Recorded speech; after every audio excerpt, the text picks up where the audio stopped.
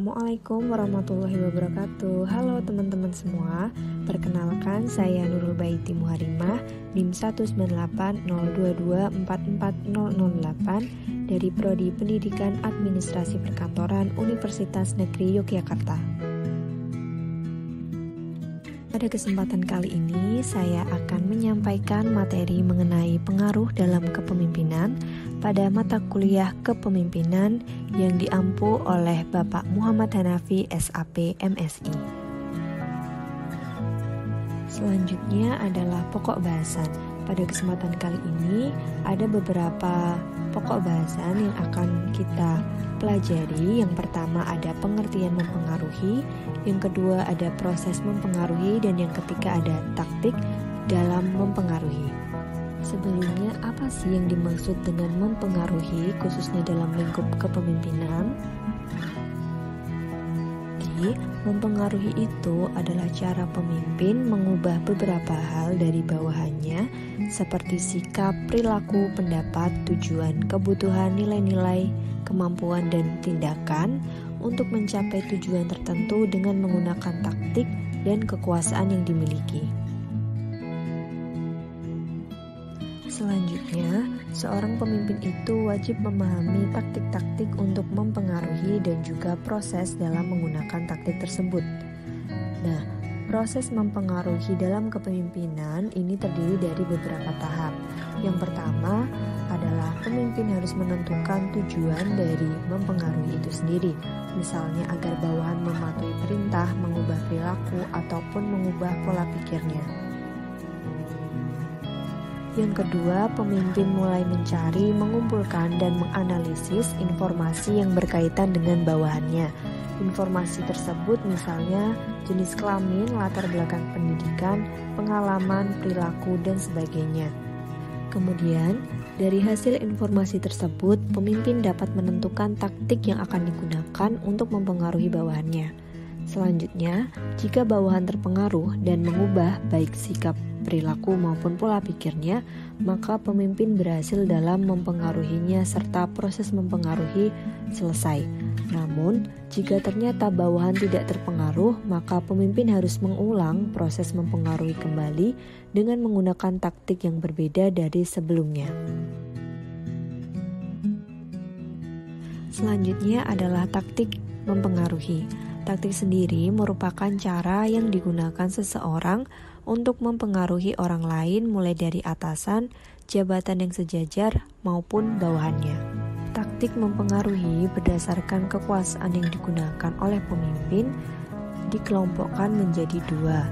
Yang pertama ada hard tactics atau taktik mempengaruhi keras. Taktik ini adalah taktik dengan cara memaksa dan mendorong bawahan untuk mematuhi perintah maupun kehendak dari pemimpin.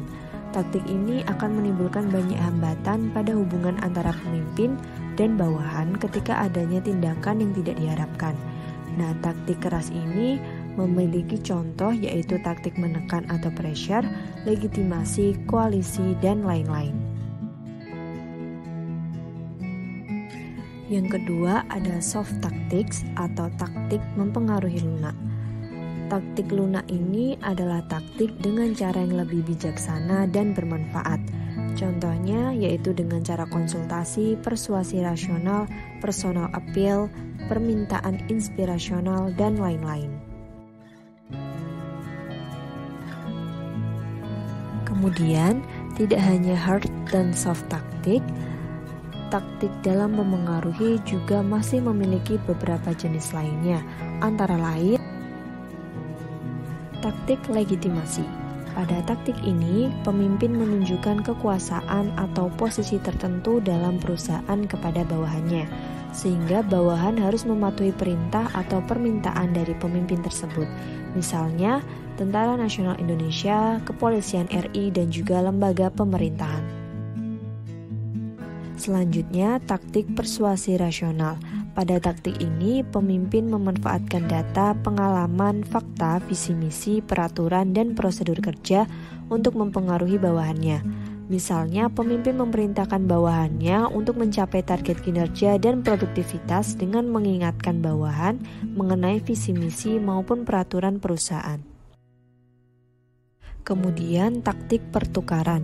Pada taktik ini pemimpin menjanjikan kepada bawahannya untuk memberikan maupun tidak memberikan sesuatu, misalnya kenaikan jabatan, kenaikan pangkat, atau kenaikan gaji. Lalu taktik koalisi. Pada taktik ini pemimpin meminta bantuan kepada pihak lain untuk mempengaruhi bawahannya agar memenuhi perintah pemimpin. Misalnya memanfaatkan konsultan atau pakar dalam menangani masalah dan meyakinkan bawahan untuk mematuhi perintah pemimpin. Taktik meminta dukungan atasan. Pada taktik ini, pemimpin akan meminta dukungan atau persetujuan atasannya sebelum mempengaruhi bawahannya agar dapat lebih kuat dalam memberikan perintah. Lanjut, taktik mengambil hati. Pada taktik ini, pemimpin akan berusaha mengambil hati bawahannya agar memiliki perasaan yang positif terhadapnya, misalnya memuji, menyanjung, atau mengunggul-unggulkan bawahannya. Taktik permintaan personal. Pada taktik ini, pemimpin akan memanfaatkan hubungan pribadi yang baik seperti pertemanan, persaudaraan, hubungan satu korps untuk mempengaruhi bawahannya. Kemudian taktik mengkooptasi.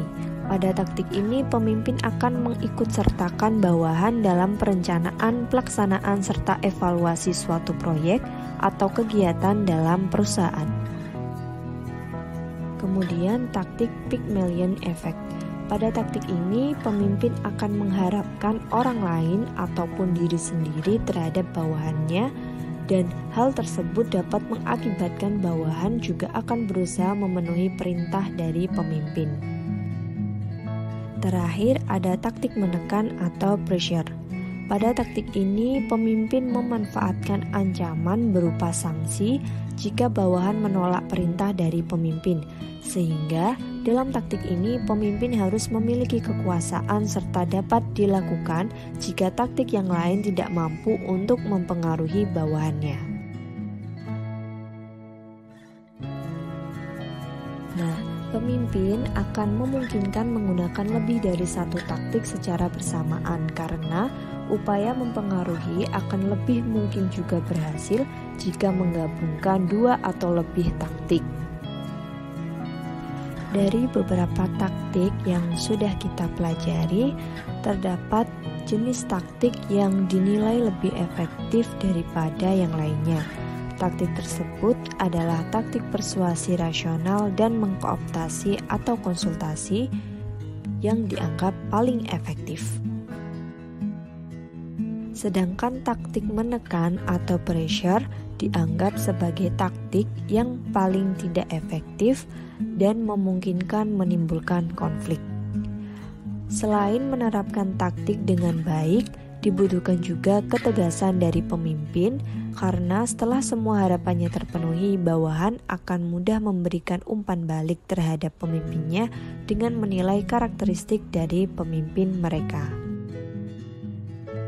Oke, cukup sampai di sini pembahasan kita kali ini. Semoga materi yang sudah saya sampaikan dapat bermanfaat untuk teman-teman semua. Kurang lebihnya mohon maaf. Terima kasih. Sampai jumpa pada video berikutnya. Wassalamualaikum warahmatullahi wabarakatuh.